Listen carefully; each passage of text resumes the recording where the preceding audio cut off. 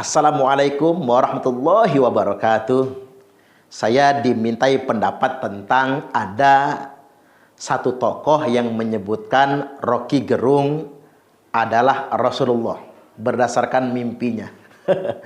Jadi ini sedikit lucu, sekaligus juga saya ingin berpendapat. Si tokoh tersebut mengatakan dia mengidentifikasi Rocky Gerung sebagai Rasulullah berdasarkan mimpi yang dia dapat. Saya ingin ingatkan bahwasanya hati-hati menisbatkan identitas suci kepada manusia, karena itu bisa berpotensi manipulasi, bisa juga berpotensi menyesatkan. Jadi hati-hati jika ada orang yang begitu mudahnya menisbatkan itu semua kepada orang-orang tertentu. Ini justru sangat membahayakan sekali. Kalau dasarnya mimpi, jelas ini bukan mimpi yang benar. Saya perlu ingatkan juga, Rasulullah Sallallahu Alaihi Wasallam telah memberikan sinyalemen, wa innahu sayakunu fi ummati kadzabuna thalathun kulluhum yaz'umu annahu nabi. Hati-hati, nantinya akan ada di tengah-tengah umatku itu 30 orang pendusta, kurang atau lebihnya, yang masing-masing mereka membuat penisbatan dirinya adalah nabi. Jadi ada orang yang mengaku nabi, mengaku Rasulullah, mengaku Imam Mahdi, atau yang sedang kita komentari sekarang adalah orang yang menisbatkan itu semua kepada orang tertentu. Ini juga yang mesti kita ingatkan. Ada yang disebut dengan ruwaibidah. Apa itu? Orang-orang yang tidak mengerti urusan publik tapi ngurusin urusan publik. Atau saya ingin sederhanakan, banyak orang-orang yang tidak mengerti agama tapi sok menjadi ahli agama. Banyak orang-orang yang tidak mengerti agama hanya bermodalkan bisa bicara agama dikit-dikit, lalu kemudian merasa ingin diulamakan. Ingat peringatan dari Rasulullah Sallallahu Alaihi Wasallam, la ya'rifuna al-ulama'a illa bithaubin hasan. Nanti akan datang suatu zaman di mana umat ini tidak bisa mengenali ulama kecuali hanya dari zohirnya saja, kecuali hanya karena pakaiannya saja. Buat umat jangan mudah dimanipulasi, jangan mudah diperdaya, karena di akhir zaman ini betapa banyak orang yang menggunakan bahasa-bahasa agama tapi untuk memanipulasi orang awam. Tak berpanjang lebar kita ngomongin Rocky Gerung, ada baiknya kita dengarkan nasihat khutbah berikut ini. Jamaah kaum muslimin rahimakumullah. Kita mengambil hikmah dari kalam sahabah, yakni perkataan Abdullah bin Mas'ud radhiyallahu an. Beliau berkata, innakum asbahtum fi zamanid. Sesungguhnya saat ini, yakni maksudnya zaman itu, zaman sahabat dan zaman para tabi'in, sesungguhnya kalian semua hadir fi zaman, di suatu zaman, yakni kathirin fuqaha'uhu qalilin khutoba'uhu. Zaman di mana banyak sekali ulama ahli agamanya, banyak sekali fuqahanya, dan sedikit tukang ceramah atau ahli pidatonya. Selanjutnya kathirin mu'tuhu qalilin su'aluhu. Zaman di mana banyak sekali yang memberi, banyak yang berbagi, sedikit yang meminta. Al-amalu fihi khairum minal ilmi. Dan di zaman itu beramal lebih baik daripada berilmu. Wa sayati zamanun, dan akan datang suatu zaman, kata beliau, di mana di zaman itu qalilun fuqaha'uhu wa katsirun khutaba'uhu. Zaman itu sedikit sekali ahli agamanya, sedikit sekali ulamanya, sedikit sekali fuqahanya, terlalu banyak tukang ceramahnya atau ahli pidatonya. Selanjutnya katsirun su'aluhu wa qalilun mu'tuhu. Zaman itu banyak sekali orang yang meminta, tetapi sedikit sekali orang yang memberi atau orang yang berbagi. Al-ilmu fihi khairum minal amal, dan berilmu di zaman itu lebih baik daripada beramal. Jamaah Jum'ah rahimakumullah, keterangan Abdullah bin Mas'ud ini setidak-tidaknya telah membuat 3 komparasi, 3 perbandingan. Komparasi yang pertama dulu, fi zamanin, zaman yang dimaksud oleh Abdullah bin Mas'ud adalah zaman awal, zaman salafus salih, salaful ummah, yakni zaman para sahabat, zaman para tabi'in dan tabi'ut tabi'in. Komparasi yang pertama adalah di zaman itu katsirin fuqaha'uhu wa qalilin khutaba'uhu. Zaman di mana banyak sekali ahli agamanya, banyak sekali ulamanya, banyak sekali fuqahanya.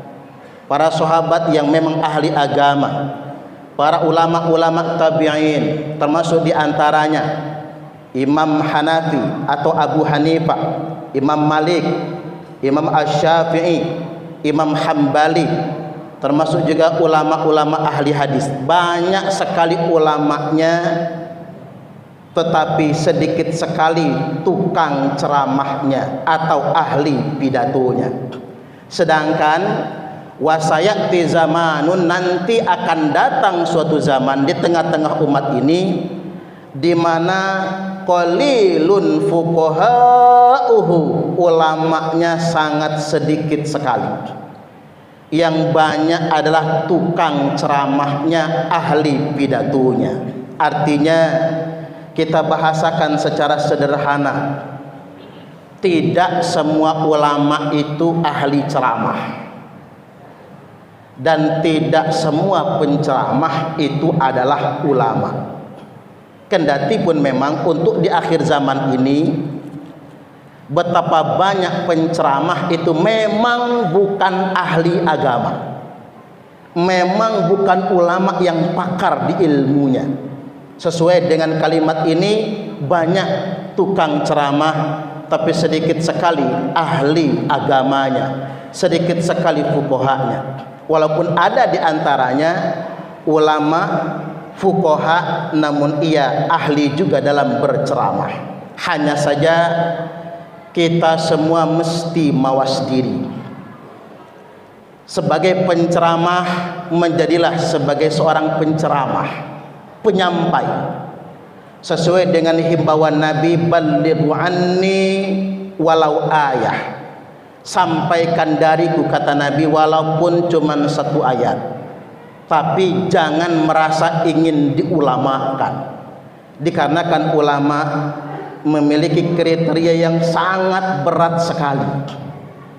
Kadang-kadang merasa populer di zaman sekarang, merasa menjadi penceramah kondang di zaman sekarang, justru malah mengoreksi ulama-ulama mujtahid, merasa lebih pintar daripada para ulama. Jangan sampai sedemikian rupa.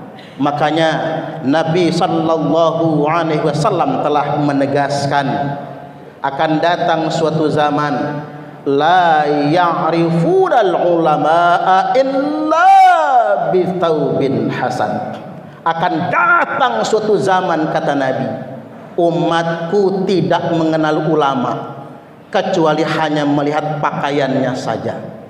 Orang diidentifikasikan ulama hanya gara-gara peci dan imamahnya. Orang diidentifikasikan ulama hanya karena sorbannya, hanya karena pakaiannya yang bagus, hanya karena jubahnya, bukan karena keilmuan yang sesungguhnya. Bahkan tak jarang zaman sekarang orang bisa mudah sekali diulamakan, orang mudah sekali ditunjuk sebagai wali, orang mudah sekali diidentifikasikan sebagai Imam Mahdi dan lain sebagainya. Maka kata Nabi, di akhir zaman akan muncul imam-imam yang menyesatkan. Apa itu imam-imam yang menyesatkan? Orang yang tidak ngerti agama diangkat menjadi imam, orang yang tidak mengerti agama dianggap sebagai ulama, namun fatwa-fatwanya menyesatkan di tengah-tengah umat. Ini poin yang pertama. Komparasi yang kedua, zaman awal itu adalah kathirin mu'tuhu qalilin su'aluh. Zaman di mana banyak sekali yang berbagi. Tangan di atas lebih baik daripada tangan di bawah, dan sedikit sekali orang yang meminta. Sampai-sampai di zaman Khalifah Umar bin Abdul Aziz tidak ada satupun yang mau menerima zakat. Ketika zakat dibagikan, semua menolak zakat tersebut. Kata mereka, kami sudah kaya. Yang memberi banyak, yang berbagi banyak, tetapi sedikit sekali yang meminta. Nah, akan datang suatu zaman di mana zaman itu kathirun su'aluhu, banyak sekali orang yang meminta, orang-orang yang bermental miskin. Jamaah Jum'ah rahimakumullah, coba kita perhatikan di Bandar Lampung ini. Masuklah ke pemukiman-pemukiman, masuklah ke perumahan-perumahan penduduk. Hampir setiap satu rumah pasti ada mobilnya. Kendaraan macet, bukan jalan yang kurang lebar karena volume kendaraan bertambah, tapi sering kita mendengar orang mengeluh hidup susah, orang mengeluh hidup miskin. Bahkan kita tak tahu malu, kita beli BBM dengan minyak subsidi. Ini mengapa? Karena banyak orang kaya yang bermental miskin. Bahkan ini kritik untuk kita semua. Betapa program-program umroh gratis yang diselenggarakan oleh pemerintah justru dinikmati oleh orang yang sudah pernah naik haji, dinikmati oleh orang-orang yang berkali-kali berangkat umroh. Hanya mungkin 10%-nya orang miskin yang menikmati umroh gratis tersebut. Mengapa demikian? Karena di negeri kita banyak orang yang bermental miskin. Indonesia semakin maju, pembangunan semakin maju, tapi banyak yang bermental miskin. Ini pelajaran bagi kita semua. Kemudian yang berikutnya, komparasi yang ketiga, yakni al-amalu fihi khairum minal ilmi. Di zaman awal itu beramal lebih baik daripada berilmu. Mengapa demikian? Karena sanad keilmuan masih sangat dekat. Nabi belum lama wafat. Para sahabat adalah orang-orang yang sangat mengerti agama. Para tabi'in adalah pakar-pakar agama. Maka di zaman itu memang beramal lebih baik daripada berilmu. Tapi di akhir zaman ini, al-ilmu fihi khairum minal amal. Berilmu itu lebih baik daripada beramal. Mengapa demikian? Karena kita sudah 14 abad terpisah dari zaman Nabi. Betapa banyak orang yang cuma semangat dalam beribadah, semangat dalam beramal, tapi salah karena tidak didasari ilmu yang benar. Kita mengambil pelajaran. Dzulkhuwaisirah hafal Al-Quran tapi dia masuk neraka. Abdurrahman bin Muljam hafal Al-Quran tapi dia masuk neraka. dikarenakan dia cuma menghafal Al-Quran tapi tidak mendalami ilmu Al-Quran, tidak benar-benar mendalami ilmu agama, sehingganya dia beragama dengan modal semangat, dia beragama cuma dengan modal keyakinan tanpa ilmu yang benar. Agar kita tidak tersesat di akhir zaman ini, kita bukan sekedar semangat dalam beramal, tapi kita juga mesti mendalami ilmu, sehingganya setiap amal kita senantiasa terjaga oleh ilmu pengetahuan. Kesimpulannya, jamaah Jum'ah rahimakumullah, zaman sudah semakin tua. Beragama tak hanya bermodal semangat, tapi kita mesti juga dengan ilmu yang kuat, terus belajar. Dan selanjutnya, kita sebagai umat Islam jangan hanya terjebak pada kemegahan semata, tapi Islam yang sesungguhnya adalah kepedulian terhadap sesama. La taqumus sa'atu hatta yatabahan nasu fil masajid. Tidak terjadi kiamat, kata Nabi, sehingganya umatku hanya berlomba-lomba mempermewah masjid. Daripada kita berebut bermewah-mewahan, bermegah-megahan, mari kita semua berbagi dengan sesama. Karena sesuap nasi yang diberikan kepada orang yang lapar itu lebih baik daripada membangun 1000 masjid jami'. Ingat sekali lagi, tangan di atas lebih baik daripada tangan di bawah.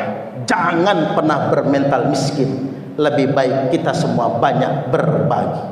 Barakallahu li wa lakum fil Qur'anil azim wa nafa'ani wa iyyakum bima fihi wadh-dhikril hakim wa taqabbala minni wa minkum tilawatahu innahu huwas sami'ul alim.